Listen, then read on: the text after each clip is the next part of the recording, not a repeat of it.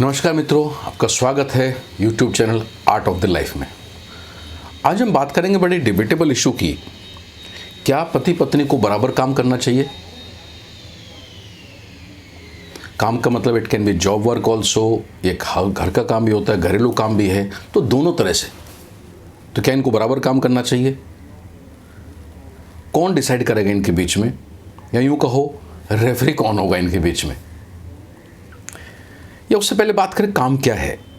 जब हम घर चलाने, गृहस्थी चलाने के लिए पैसा कमाना एक काम है, लेकिन घर पे जो काम होते हैं, घर के जो रूटीन काम है, चाहे वह खाना बनाने से लेकर जो अलग अलग काम है, वो भी अपने आप में काम है। बच्चों की एजुकेशन एक काम है। घर के अंदर एक पॉजिटिव माहौल बना के रखना, ये अपने आप में बड़ा काम है, जिसकी हम बहुत कम बात करते हैं।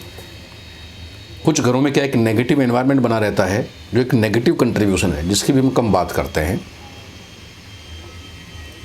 अभी किसी घर में बहुत अच्छी अर्निंग है, हस्बैंड वाइफ कमा रहे हैं, या मैं कहता हूँ हस्बैंड कमा रहे हैं, उनकी लाखों रुपए की सैलरी आ रही है, लेकिन वाइफ घर में एक बड़ा नेगेटिव सा माहौल बनाया हुआ है। That's not negative contribution. अब वो कुछ कर रही है या नहीं कर रही है, लेकिन नेगेटिव काम तो है।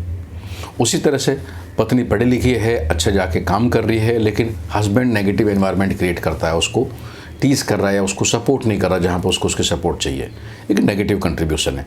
तो जब हम काम की बात करते हैं तो ज़रूरी नहीं है कि हम पॉजिटिव काम की बात करें, हम नेगेटिव काम की भी बात भी करें। इसी तरह से आप वीकेंड में छुट्टी होती है, आप कहीं पे घूमने जा रहे हो, एक पॉजिटिव एनवायरनमेंट है।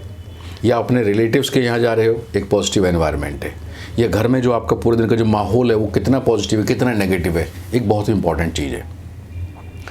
आप दोनों लोग कमा रहे हैं, या शाम को घर पे आप 8 बजे आते हैं, 9 बजे आते हैं, 10 बजे आते हैं, जैसा कम्पिटिटिव माहौल है, जो आपको शाम को 1 घंटा 1.5 घंटा सोने से पहले मिला, उसमें कितना पॉजिटिव कितना नेगेटिव माहौल है घर में, उससे फ़र्क पड़ता है। तो ये भी काम है। मैं नहीं कह रहा नेगेटिव काम, बट लोग नेगेटिव करते तो उसको भी नेगेटिव काम में गिना जाए। जैसे हम नेगेटिव मार्किंग करते हैं, ऐसे नेगेटिव काम को भी हमको देखना चाहिए। इस बात सिर्फ पॉजिटिव की नहीं है। तो काम ये सभी हैं, और ये सभी काम किए जाते हैं। एक फिर क्वेश्चन आता है कि क्या दोनों को पैसा कमाना चाहिए? जरूर नहीं है। आप हस्बैंड वाइफ में से एक पैसा कमाएं, दूसरा घर का काम संभाले, या घर में पॉजिटिविटी रखें।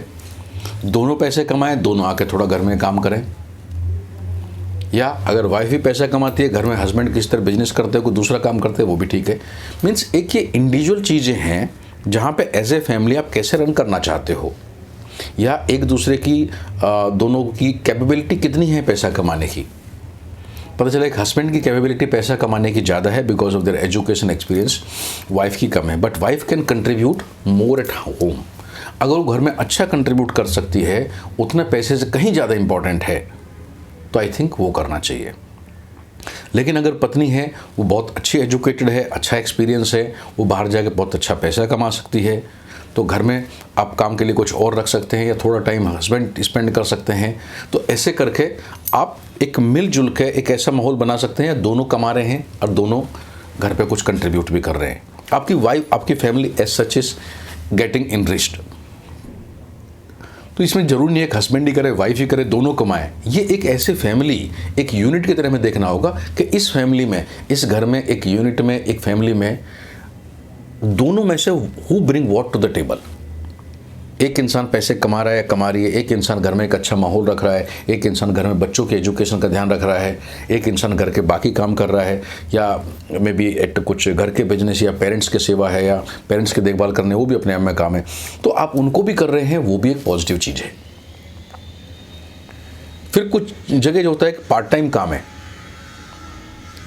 पार्ट टाइम काम भी बहुत अच्छी चीज़ है, जहाँ पे हस्बैंड या वाइफ, ज़्यादातर केस में वाइफ होता है। अगर भारत के बैकग्राउंड में देखा जाए तो वाइफ फुल टाइम काम ना करे, पार्ट टाइम काम करे। टीचिंग काफ़ी हद तक पार्ट टाइम हो सकता है, या दूसरे पार्ट टाइम काम में आपने 4 घंटे, 5 घंटे, 6 घंटे काम किए, बाकी टाइम घर पे आपने दिया।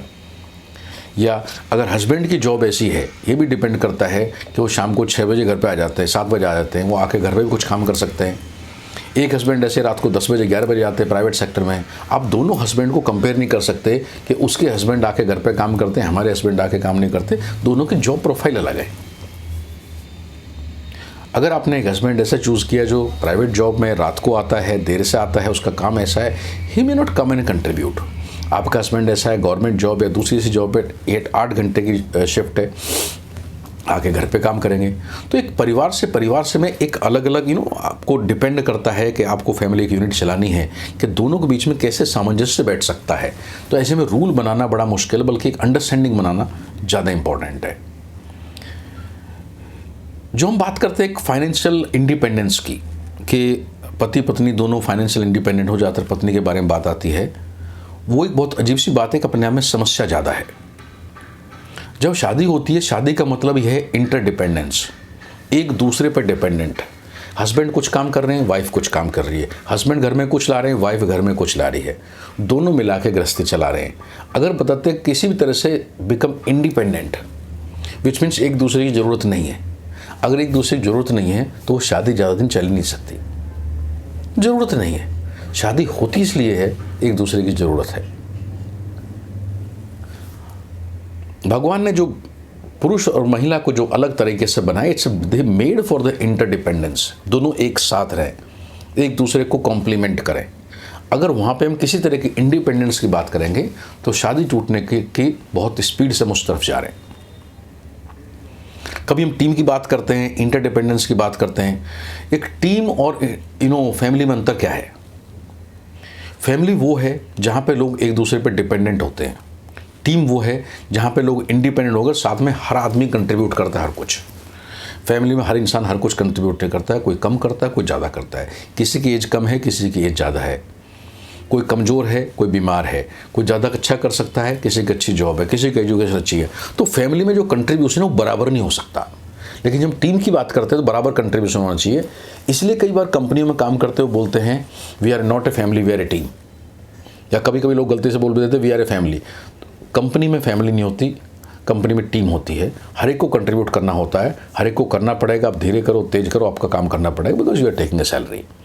फैमिली में काम कितना कंट्रीब्यूट है ये कम ज़्यादा होगा, because it's family, it's not a team, and that is why coming together. हम कई बार बोलते हैं पिछले जन्मों का साथ है, तो किसी का कंट्रीब्यूशन कम होगा, किसी का ज़्यादा होगा। एक दूसरे को एक समझने, एक दूसरे के साथ एक फिटमेंट बैठने की ज़रूरत है, एक दूसरे का अंडरस्टैंडिंग की ज़रूरत है, और हर परिवार में बैठ के बात करने की ज़रूरत है कि कौन आदमी कहाँ काम कर सकता है, क्या काम कर सकता है, क्या कंट्रीब्यूट कर सकता है, उसके तरीके से काम करना चाहिए।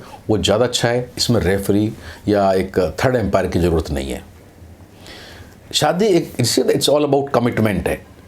एक वननेस की ज़रूरत है। जब दो लोगों की शादी हुई है या दो परिवारों की शादी हुई है, वो कैसे एक बन के काम करें। अब उस एक बनने के प्रोसेस में कौन काम ज़्यादा कर रहा है, कौन काम कम कर रहा है, कौन एक्स काम कर रहा है, कौन वाई काम कर रहा है, ये उस फैमिली की आपसी अंडरस्टैंडिंग का वो है। इसका सॉल्यूशन बाहर नहीं है। तो जब हम बराबर काम की बात करते हैं तो बराबर हम क्वांटिटी की बात करें, बराबर एफर्ट की बात करें, बराबर रिजल्ट की बात करें, तो it's marriage is more about trust and contribution. हम अपने कितना कंट्रीब्यूट कर रहे हैं, कितना एक दूसरे पर ट्रस्ट कर रहे हैं, कितना एक दूसरे के साथ चल रहे हैं, और कितना एक पॉजिटिव एनवायरनमेंट बना के घर पे रख रहे हैं। फिर भी करंट कॉन्टेक्स्ट में क्या होता है कि पहले लोग एक जॉइंट फैमिली होती थी, अभी न्यूक्लियर फैमिली है। न्यूक्लियर फैमिली में आपके एल्डर्स कई बार आपके साथ नहीं होते, फैमिली के ट्रेडिशंस आपके साथ नहीं होते।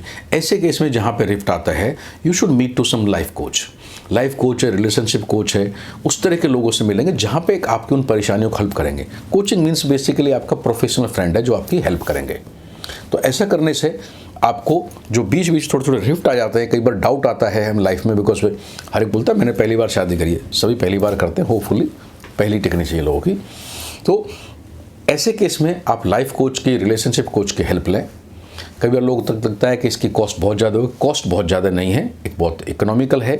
और आप लॉन्ग टर्म पॉइंट ऑफ से एनुअल आप इस तरह से एग्रीमेंट बनाएं कि एनुअली आप उनको महीने में आप 10 बार, एक साल में आप 10 बार मिल रहे हैं, या 4 बार मिल रहे हैं, या 5 बार मिलते हैं, हस्बैंड वाइफ दोनों मिलते हैं, तो you are able to get right advice. आपकी प्रॉब्लम का राइट सॉल्यूशन है, आपको अलग कॉन्टेक्स्ट से चीज़ों को दिखाएंगे, आपको रिश्ते की महत्ता समझाएंगे, जहाँ कन्फ्यूजन है उनको रिजॉल्व करेंगे। तो उस तरह से एनुअल पॉइंट ऑफ से करेंगे तो आपको कॉस्ट ज़्यादा नहीं लगेगी। जब सिंगल विजिट के पॉइंट ऑफ देखेंगे कॉस्ट ज़्यादा लगेगी। दूसरी बात, कई बार सिंगल विजिट में चीज़ें रिजॉल्व होती भी नहीं है, इसलिए हमेशा हमको एनुअल कॉन्ट्रैक्ट करने के तरह से करना चाहिए। एनुअल कॉन्ट्रैक्ट में उसके आपकी सीक्रेसी बनी रहती है और एक आपस की अंडरस्टैंडिंग, एक आपस का म्यूचुअल रेस्पेक्ट और सीक्रेसी बना रहता है।